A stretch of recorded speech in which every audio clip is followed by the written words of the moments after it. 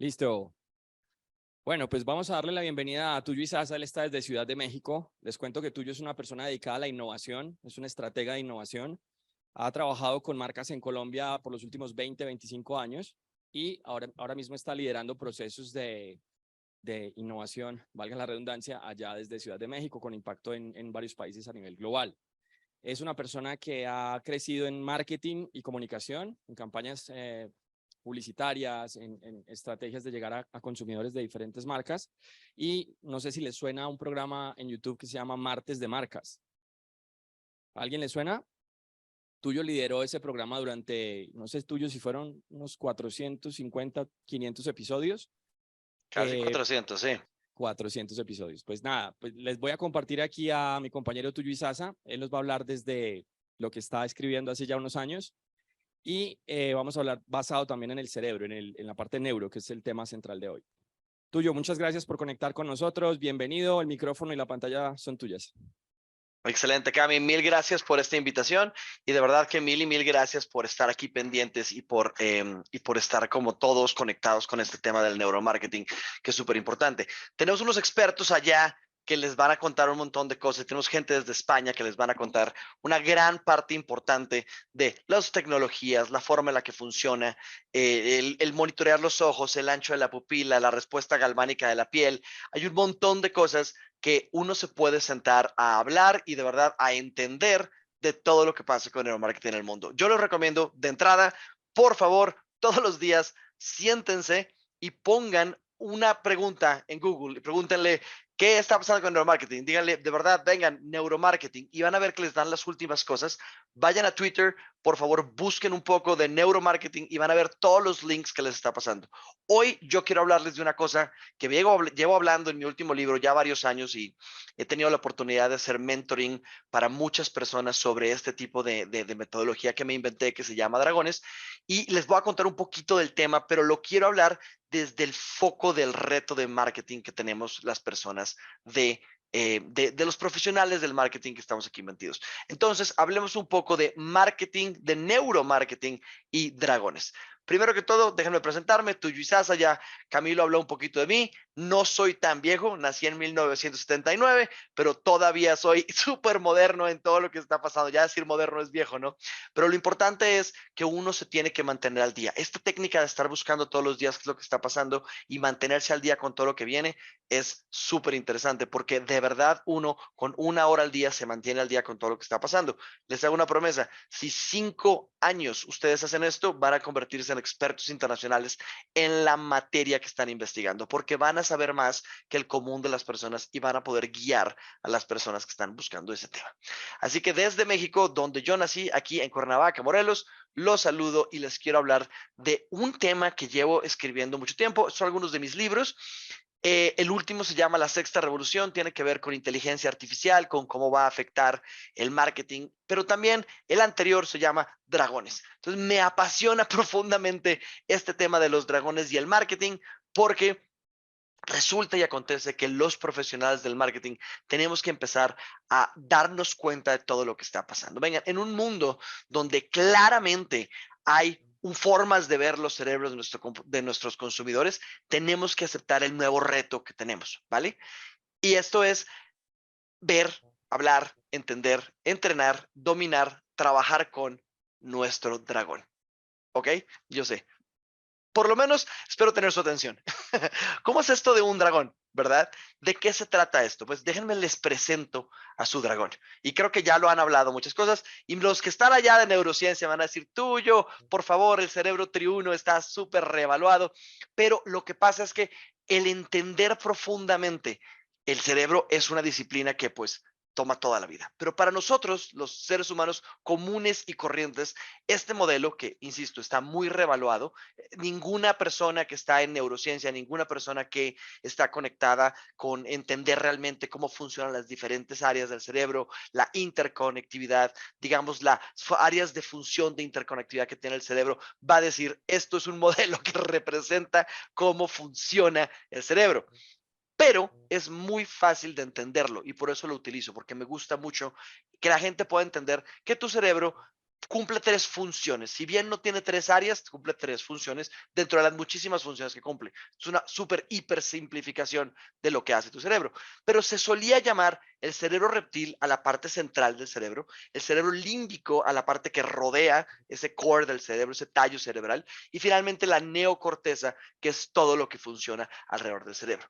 Para que lo entiendan un poco más fácil, yo lo veo como el cerebro, que claramente es el reptil, que es el central, digamos que es el dragón, del que les voy a hablar en un momento, del cerebro límbico, que es la parte mamífera, que es la parte que te deja tener esta parte de relacionarte, de sentir emociones en automático, de poder entender lo que las personas significan para ti y cómo tú significas para ellos. Y finalmente la neocorteza, que es básicamente como el cerebro primate, el que realmente nos permite tener encima del cerebro primate, que hay muchos mamíferos, por ejemplo el delfín, que también tiene esta neocorteza súper desarrollada, pero encima de esa corteza es que realmente somos nosotros como personas. ¿Verdad? Porque en esa corteza es que nace el arte, es que nace la comunicación. Bueno, no la comunicación básica, un perro puede comunicarse con un perro, pero la comunicación del lenguaje, la comunicación que nos permite interpretar signos, que nos permite tener la capacidad de crear matemática, que nos permite generar infografías, que nos permite tener redes sociales. Todo eso pasa en la neocorteza humana. Y ahora, en el centro de esto está lo que yo llamo el dragón. Y ahora, quiero que entiendan una cosa muy importante, y es que todas las decisiones de la vida que tomamos y la trascendencia que tienen esas decisiones, pues básicamente pasan desde el punto de vista de un dragón, un mamífero y un primate. Pero todas tienen que pasar por el dragón. No quiere decir que, que el dragón pueda tomar una decisión sola, ¿no? Y ahí me parece muy importante hablarles de esto.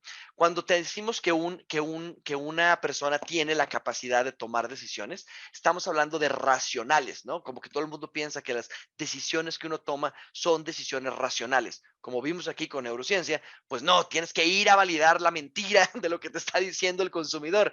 Tienes que entender por qué lo está diciendo. Y puede haber, por ejemplo, razones mamalias de mamíferos que nos dicen, no, ven, yo no puedo ir a decir eso porque pongo en duda que pertenezco a una tribu. Entonces, no puedo decir que soy de estrato 1 porque entonces me da pena y a lo mejor me rechazan, y si me rechazan, pues entonces estoy en peligro de muerte y mi cerebro se asusta y no, literalmente no te deja decir mentiras.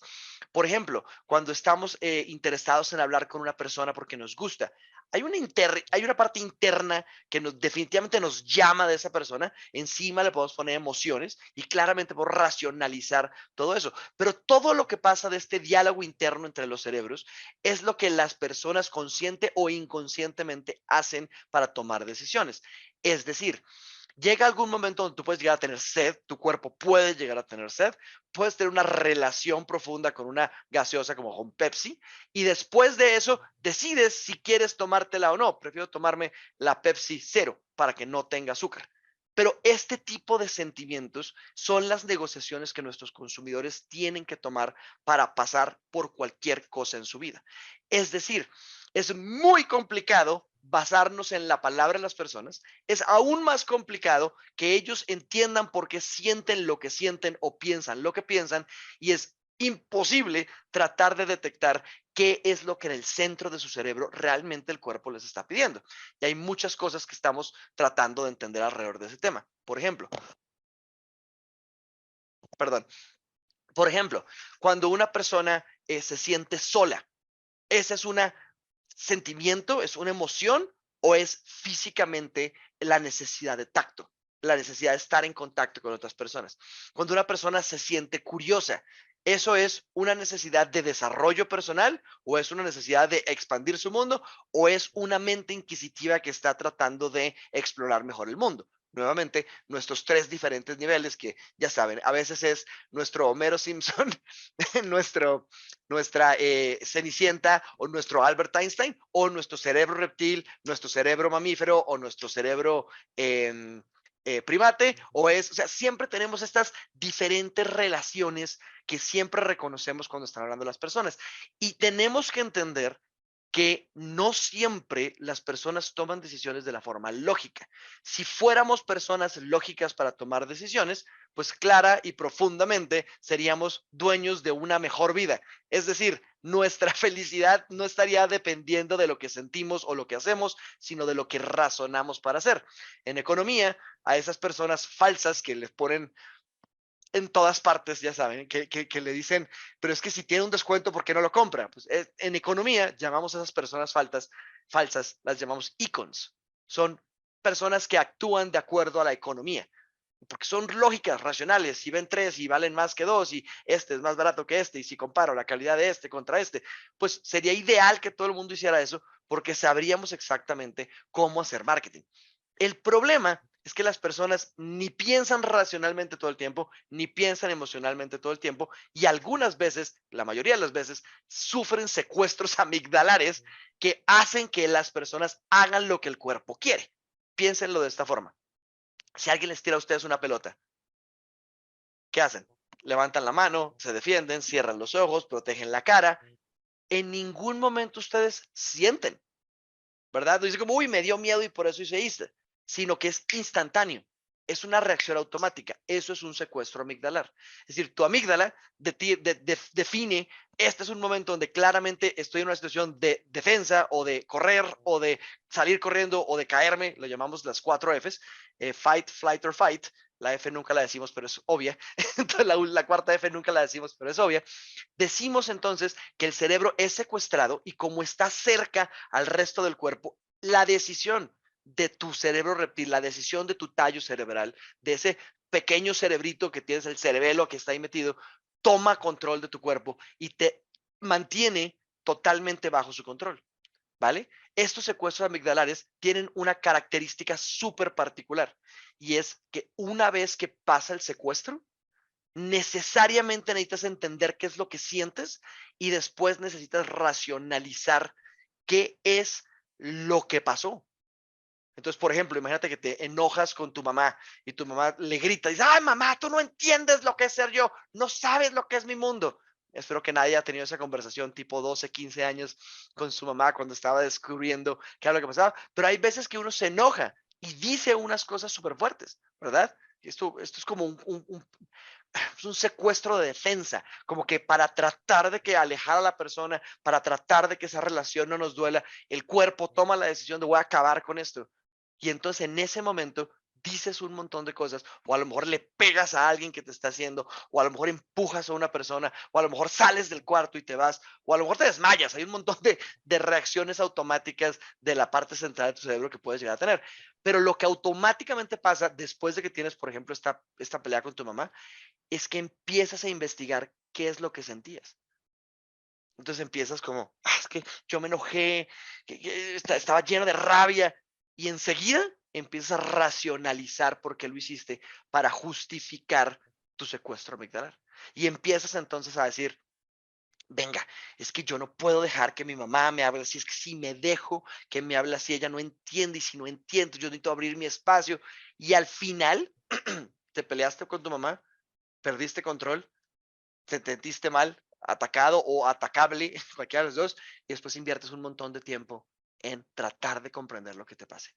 La decisión, cuando hablas con el consumidor después de eso, te va a decir, yo tuve que decirle eso a mi mamá para defender mi independencia, porque no puedo permitir, y lo va a articular como si de verdad lo hubiera planeado, porque revive el pasado. Tu cerebro es una máquina de aprendizaje que aprende del pasado para predecir un mejor futuro, ¿verdad? Entonces, en ese aprendizaje del pasado, recapitula lo que pasó, lo explica, te lo explica a sí misma y después se come el cuento completo. Todas las decisiones que tomamos, vuelvo a mi pantalla, todas las decisiones que tomamos entonces son decisiones que claramente pasan por el control absoluto que tenemos de las diferentes áreas de nuestro cerebro.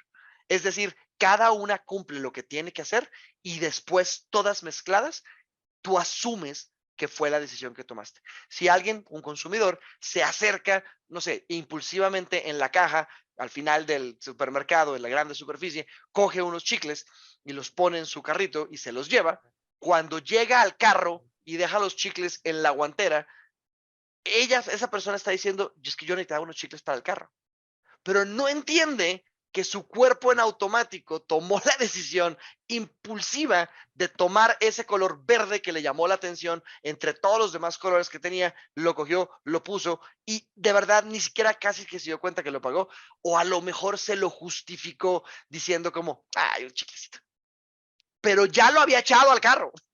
Y eso es lo que quiero que entiendan. La verdad es que es muy complicado entender cómo es que las decisiones de las personas pasan. Por eso es necesario hacer todas esas investigaciones de neuromarketing, ¿verdad? Esto para nosotros, digamos, es como muy interesante pensar, oye, claro, como consumidor, yo necesito entender, perdón, como marketero, yo necesito entender cómo es que los consumidores toman decisiones. Venga, le pongo un montón de CAT scans, le hago un EEG, le hago un seguimiento de retina. Venga, empiezo a entender qué le llama la atención, a qué reacciona, cómo levanta la mano, qué le causa impresión.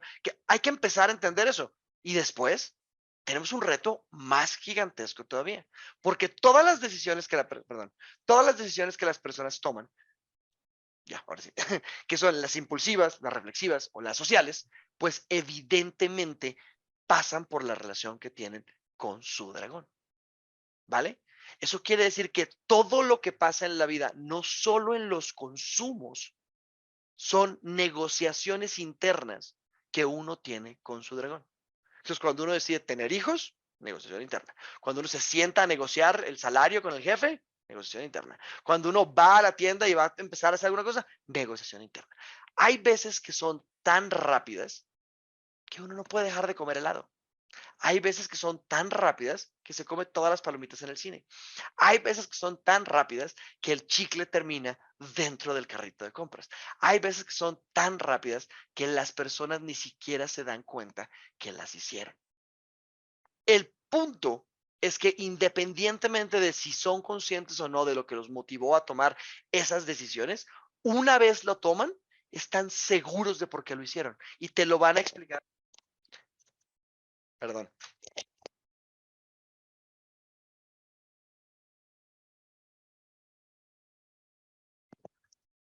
Perdón, perdón. ¿Me escuchan? Confirmo. ¿Me escuchan? Hola, hola.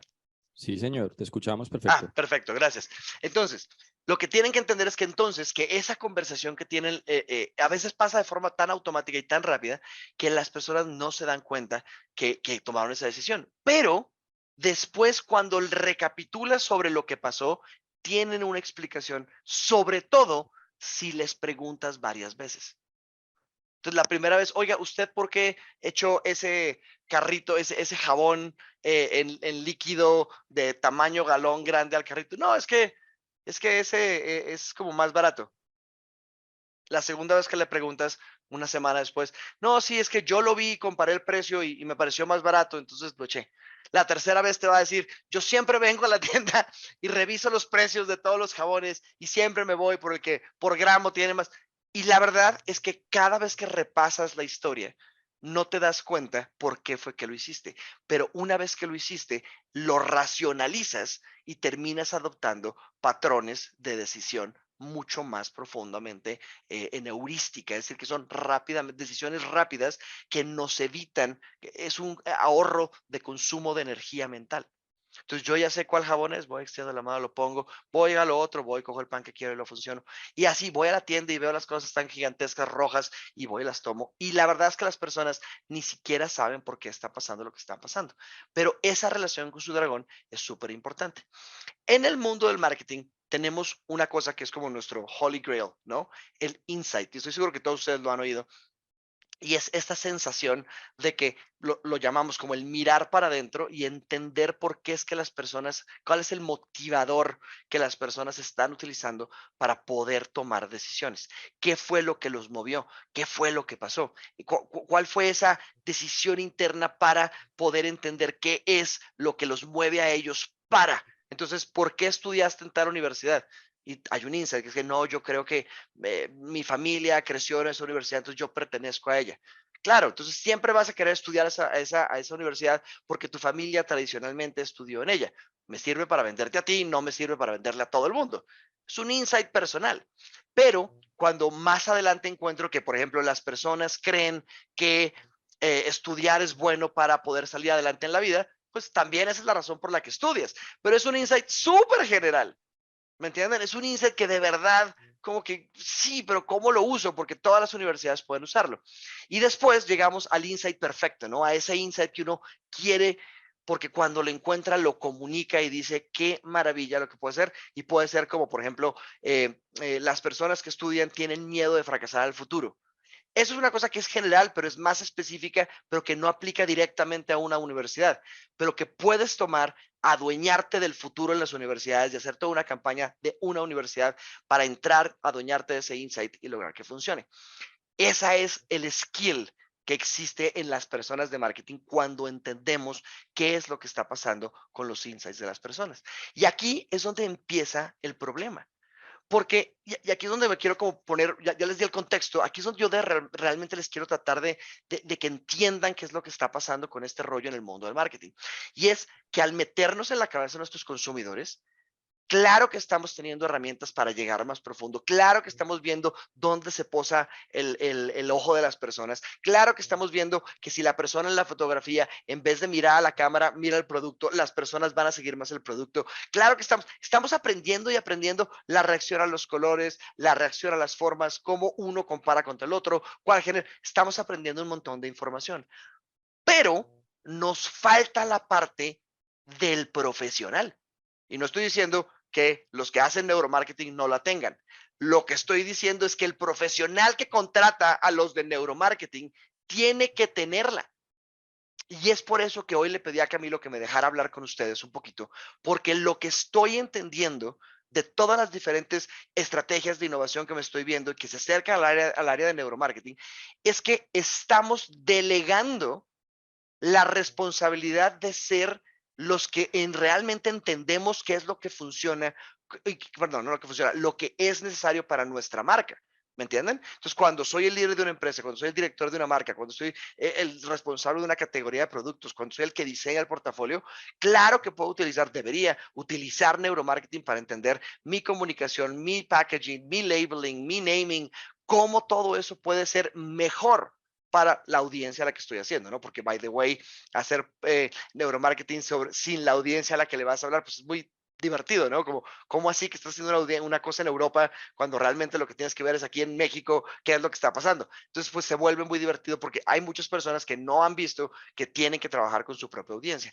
Pero el punto es que una vez que tú tienes la capacidad de tener acceso a estos datos, a lo que la neurociencia, el estudiar las tomografías y todo lo que está pasando, entonces tenemos que darnos cuenta que es nuestra responsabilidad entender qué es lo que está pasando, no dentro del cerebro de nuestros consumidores, sino dentro de la mente de nuestros consumidores. Tenemos todo el permiso de meternos dentro de la cabeza, ¿me entienden? Y aquí es donde se pone muy importante el tema que les quiero hablar. Hoy quiero hablarles de cómo la parte de dragones se vuelve muy importante en todo esto. Tenemos que aprender que debemos entender cómo entender para entender a nuestros consumidores. Es decir, tenemos el reto de entendernos a nosotros mismos como seres humanos para poder entender cómo es que las personas que estamos en marketing debemos entender a los consumidores cuando tenemos esta información. Yo sé que es súper complicado, pero es básicamente tienes que sentarte a conocerte para poder ser un buen profesional de marketing. Y aquí es donde todo el mundo me dice como, venga, te pusiste hippie tuyo. Sí, me puse un poco hippie. Y lo que pasa es que cuando los profesionales de marketing se acercan a los diferentes retos que tienen, normalmente lo que empiezas a ver es el tipo de persona que está manejando el proyecto, influye profundamente en el tipo de resultados que obtiene el proyecto, sin importar el consultor de neuromarketing. Porque tú puedes ir y pagarle al mejor consultor de neuromarketing del mundo, pero si cuando la información llega la tomas directa, tienes que ver cómo te aplica a ti. Una vez que entiendes los resultados que te están dando, tienes que entender cómo te aplica a ti. Y si no entiendes cómo te aplica a ti como profesional, pues no vas a entender cómo le va a entender, cómo le va a funcionar o cómo le va a bajar a los consumidores que estás poniendo. Y quiero hablarles de una habilidad muy puntual que va a ayudar a todos los profesionales de marketing a entender cómo funciona la forma en la que las personas están teniendo decisiones para poder ver qué es lo que tienen que hacer en el futuro. Aquí va. Cuando una persona se sienta a pensar en marketing o a pensar en cualquier cosa, tiene que tener estas discusiones internas. ¿Ok? Y estas discusiones internas, a pesar de que tienen decisiones automáticas, terminan convirtiéndose en creencias que hacen que las decisiones sean aún más rápidas y automáticas. Por ejemplo, cuando una persona va y come una hamburguesa y dice, esa hamburguesa me encantó, puede ser que biológicamente te haya encantado, la forma en la que la desgustaste, pero cuando ya sientes que esa es tu hamburguesa, entonces perteneces a esa hamburguesa, creas una relación con esa hamburguesa. Y después cuando piensas en la hamburguesa, solo piensas en esa hamburguesa. Y puede haber otras hamburguesas, pero esa es tu hamburguesa. Todo eso es un proceso de los 3 niveles que tienes dentro de la cabeza, pero se basa en la discusión que tuviste para poder tomar esa decisión. Ahora, lo que quiero que entiendan es que cuando una persona de marketing se sienta a tener este conocimiento, no lo sabe manejar. Es decir, cuando como personas nos sentamos a tratar de entender cómo funciona la mente de nuestros consumidores, pues claro que lo hacemos desde el insight, desde la lógica, desde la investigación, desde lo que está pasando con las herramientas que nos están dando valor, que nos están trayendo lo que estamos teniendo, pero cuando nos sentamos a tratar de interpretar esto, no estamos teniendo en cuenta que la mente, perdón, ¿eso quiere decir que en 3 minutos tengo break y sigo? Qué pena. Hacemos, Ok. hola, Gracias. ¿me Ok, escuchas? entonces, perfecto. Entonces voy a parar en 3 minutos. Listo, gracias. Pensé que era la hora completa. Gracias. Ok, listo. Entonces, lo que vamos a hacer ahora es, cuando una persona se sienta a tomar estas decisiones, tiene una herramienta que es su mente, ¿vale? Y se sienta con esa herramienta a interpretar lo que está pasando. Y esa mente interactúa con otra cosa que es la conciencia. Entonces, terminas teniendo 2 diferentes elementos que tienen que entender entre ellos dos cuál es la discusión que vale la pena tener, cuál es la conversación que explica lo que está pasando y después qué decisiones se tomaron o voy a continuar tomando. Este motor, esta herramienta que es tu mente, básicamente analiza todo el mundo. Lo ve, lo interpreta, tiene que ver con todo lo que está pasando y tu conciencia experimenta todo lo que tu mente te está diciendo. Experimenta si le gusta o no le gusta, experimenta si la decisión que tomó fue buena o no, experimenta si le gustó la experiencia que tuvo con el producto después, pero y sin importar lo que la mente piense, terminas metido en el conflicto de que tu conciencia le está interactuando con la mente y termina dejando de tomar y termina aceptando las decisiones que le propone la mente. ¿Ok? Entonces, quiero que entiendan esto. Cuando tú estás hablando con un consumidor, estás hablando con su cerebro reptil y estás hablando con su neurocorteza. ¿Vale? Las emociones están atrapadas entre esas dos partes. Entonces, por eso yo hablo todo este libro, que ojalá ahí lo quieran leer, se llama Dragones, ¿ok? Y a lo que les trato de explicar, y les voy a explicar en la próxima media hora, es que cuando tu dragón analiza en automático todo lo que está pasando, lo hace desde una lógica muy baja. Todo lo que le gusta, lo que fancia, lo que se ve peligroso, lo que puede pasar, solamente entendimiento básico de supervivencia. Pero cuando le hablas a la parte de la corteza cerebral, de la neocorteza cerebral, entonces le hablas a la parte racional. Y es cuando estas dos que no están todo el tiempo en acuerdo o desacuerdo, pero que tienen que negociar todo el tiempo, que se abre el punto de cómo podemos hacer estrategias, no solo para el consumidor, sino para el consumidor y su dragón. Entonces, tomemos el break en este momento y cuando volvamos, vamos vamos a la conclusión de esta historia que Yo, les quiero contar. yo te invito a lo siguiente, Tuyo. Muchas gracias. Tenemos que darnos cuenta, y si me puedes mostrar la audiencia un momentico, sería buenísimo, pero quiero que hagan un ejercicio, ¿vale? Para que puedan visualizar qué es lo que está pasando, lo que les quiero enseñar hoy. Entonces, miren a esto. Quiero que cuenten, quiero que cierren los ojos y cuenten cuántas cuántas ventanas hay en su casa. Abran los ojos, paren de contar. Miren acá de nuevo. ¿Qué estaban haciendo? Estaban en un holograma metidos en el centro de su casa y estaban yendo a contar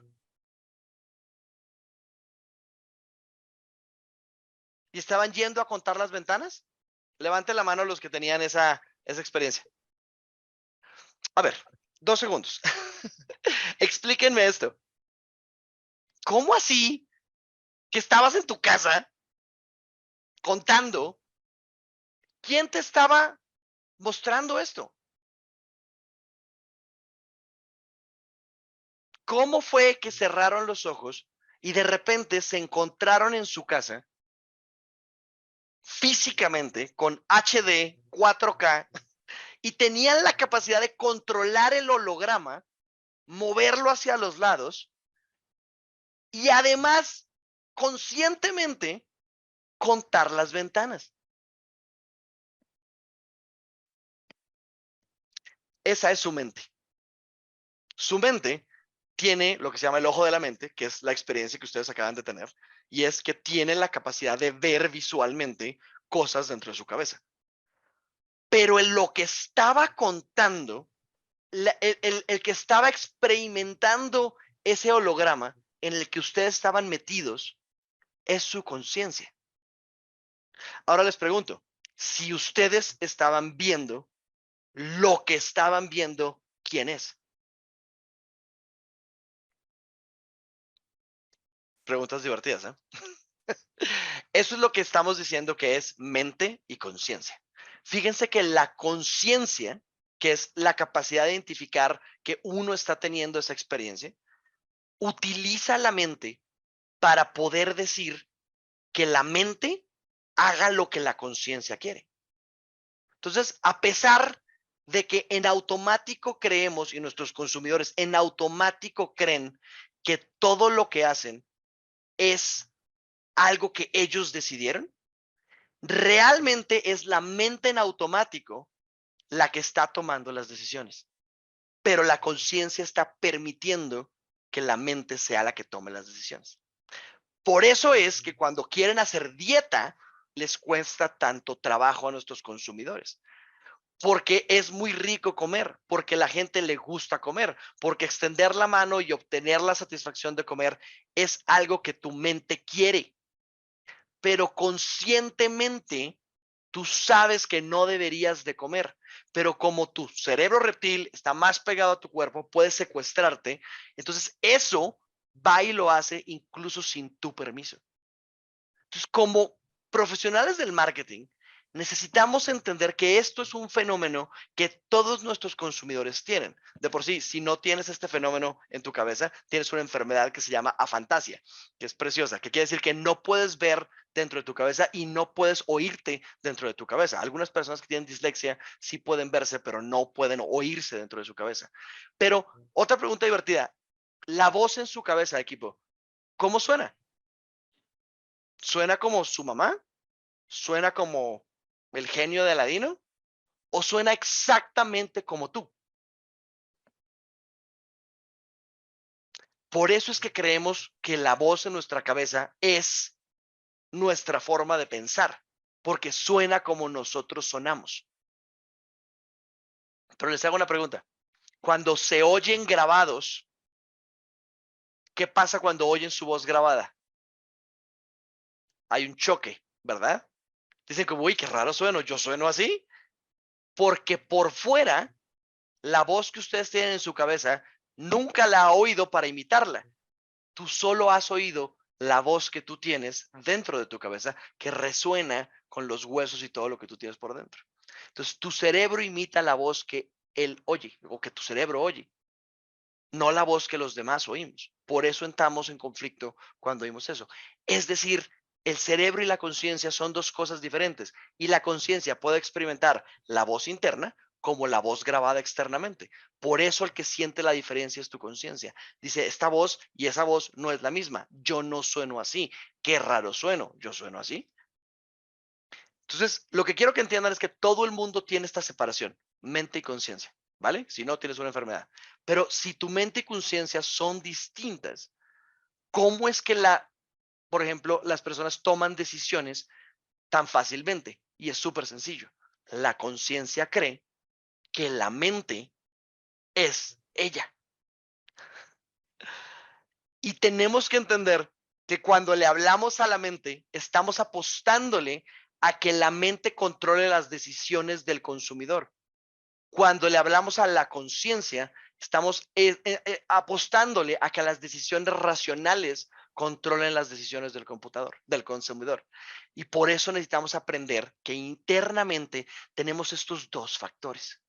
Estas son unas gafas que quiero regalarles, son unos lentes que quería que se llevaran hoy para que vieran que no solamente tienen que ir hacia la computadora, hacia la tecnología, hacia la ciencia y hacia los consultores para entender lo que está pasando dentro de la cabeza de sus consumidores.